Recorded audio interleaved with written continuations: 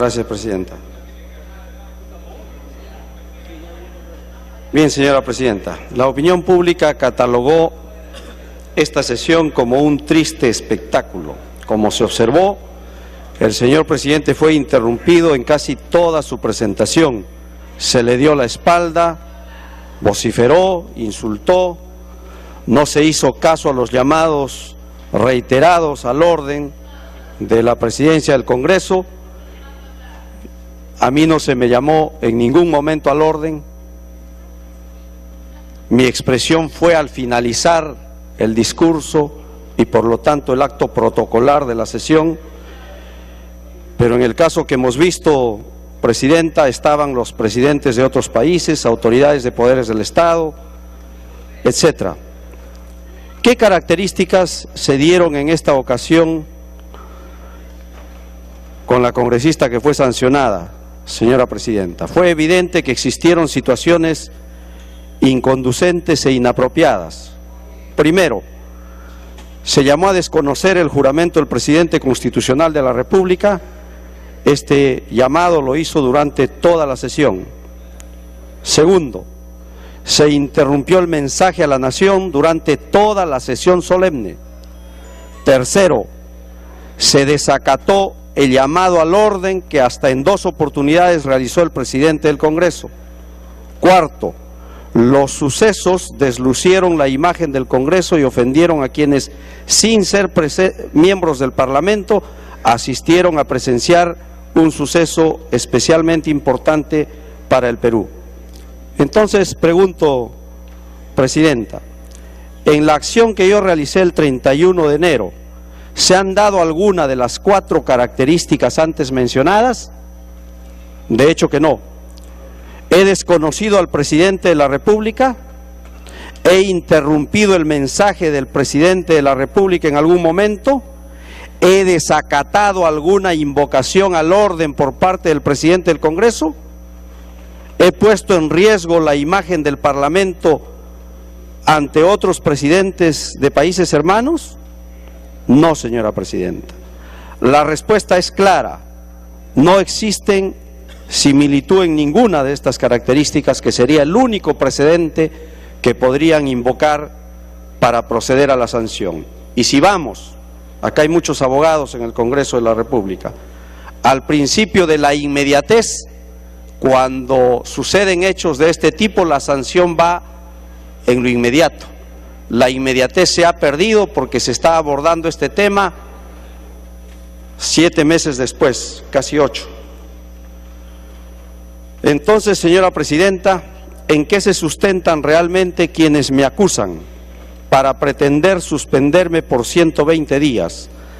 Desde mi apreciación, y creo yo, desde la apreciación de muchos de ustedes, no existen razones, no existen fundamentos para sancionarme. Presidenta, atendiendo a lo señalado en el artículo 24 del reglamento del Congreso de la República, pido que se tenga en cuenta su real dimensión de lo señalado en este mismo artículo cuando manifiesta: en la determinación precisa de la sanción, quienes deban proponerla actúen con criterio de conciencia. Yo he actuado, Presidenta, con criterio de conciencia y he expresado a ese 30% de la población que rechazó, y estoy seguro que si hubiese habido un debate posterior, estoy seguro que si ahora se registrara una encuesta, ya debemos estar en más del 50% que rechace el fallo de La Haya. Algún día se volverá a tocar este tema. Dele tiempo adicional. Nos dijeron que el fallo era inapelable y en el artículo 60 del Estatuto de la propia Corte Internacional de La Haya manifiesta que si en 10 años ninguna de las partes muestra su disconformidad, recién podría dársela por consentida.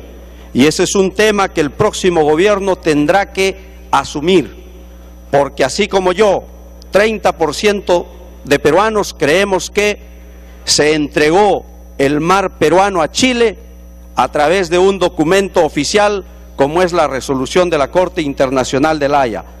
No nos dieron la línea oblicua equidistante del punto de la concordia. Nos dieron desde el hito número 1 que pedía Chile. Con eso demuestra claramente que no nos beneficiaba al país, ni siquiera se sostenía nuestra propia demanda para aceptarla. De modo que he expresado constitucionalmente mi posición y la seguiré expresando. Pero cuando sancionaron a Javier Díaz-Canseco por una orden política, ¿qué es lo que se pretende? Acallar a quienes levantamos una voz nacionalista, una voz de izquierda, una voz de cambio del actual sistema, del modelo económico extractivista, similar al de la colonia. ¿Se nos quiere acallar de esta forma? Yo creo que es el peor método.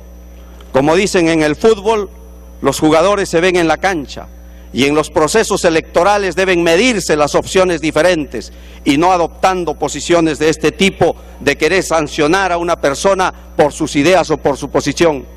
La sanción a Javier Díaz-Canseco estuvo en contra de lo que el propio reglamento manifestaba, y de concretarse mi sanción estará en contra de lo que la Constitución y el reglamento del Congreso dice. Debo tener derecho a doble instancia. Ya no está el principio de la inmediatez vigente, porque se está tratando el tema casi 8 meses después. Pero no podrán callarnos, Presidenta, quienes pensamos diferentes. Yo los invoco para que se dé el debate alturado, programático, político, sin acusaciones, sin insultos. Acá, señora Presidenta, se me mentó a la madre y no sancionaron a ese congresista. Y todos los congresistas se hicieron los sordos, y que repitan ese video antes de proceder con mi sanción. Ese sí fue un insulto a la majestad de este Congreso, una mentada de madre a uno de los colegas, y no hay sanción. ¿Qué es eso, congresista? Cuando acá se viene a demostrar con facturas que hay delito en alteraciones, y acá no se sanciona ni en la Comisión de Ética ni en el Pleno del Congreso de la República. Es un delito ejercer mi derecho constitucional a mi opinión diferente a la firma y a la aceptación del presente gobierno de un fallo que es lesivo a los intereses nacionales. La historia nos juzgará. Y cuando levanté el cartel que manifestaba Alfonso Ugarte, Bolognesi y Grau los juzguen, yo he cometido algún insulto, he ofendido a alguien, hay algún chileno acá presente, mis disculpas si es que los ofendo levantando un cartel de los héroes peruanos. No, señora congresista, no, señores colegas, yo no ofendí a nadie, he levantado una bandera histórica de dignidad. La sangre que derramaron nuestros héroes en la guerra con Chile es nuestra sangre y no tenemos por qué mancillarla y olvidarla. Y en esa aceptación del fallo de La Haya no hubo ni una pizca de mencionar a nuestros héroes. Yo lo mencioné, que me sancionen por mencionarlo.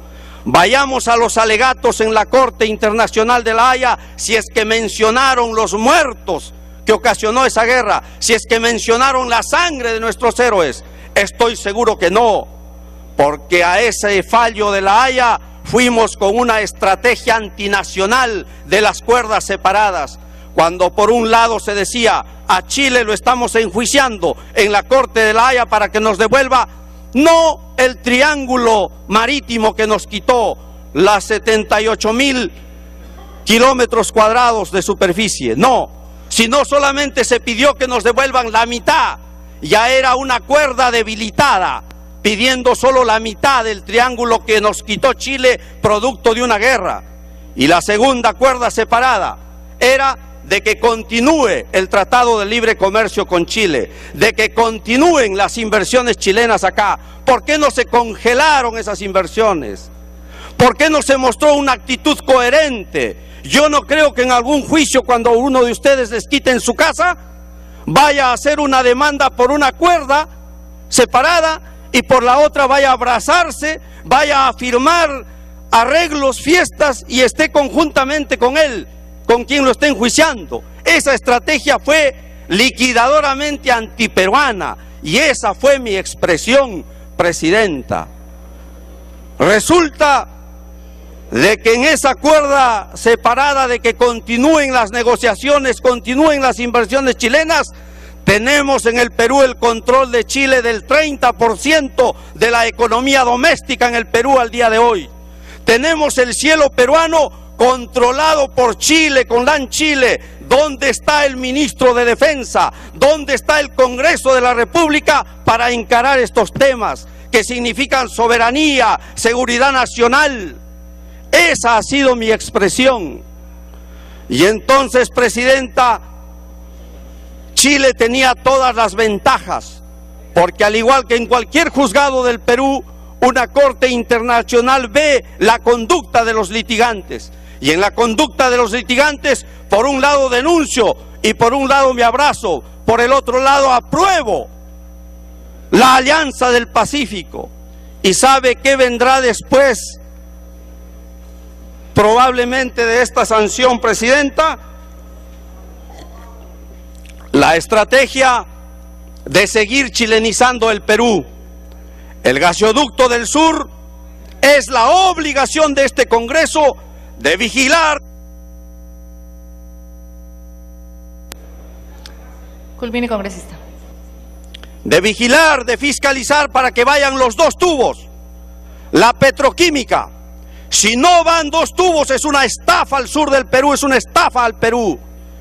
Y si solo va un tubo, el 75% de ese gas será para Chile.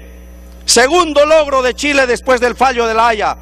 Y luego vendrá el tercer logro. Y yo espero que el día de hoy se trate el tema de fondo y que hablen los voceros, los políticos, los ranqueados, los que se reeligen acá por su opción política, que manifiesten su posición respecto a la Convención del Mar, porque el tercer paso será que el Perú se adscriba a la Convención del Mar y habremos borrado las 200 millas que costó sangre a los peruanos y entonces solamente tendremos soberanía en 12 millas porque así lo dice la Convención del Mar. Y ese será el siguiente paso que yo espero. Esta clase política por la que votó el pueblo y están acá cada uno en sus escaños no lo permite.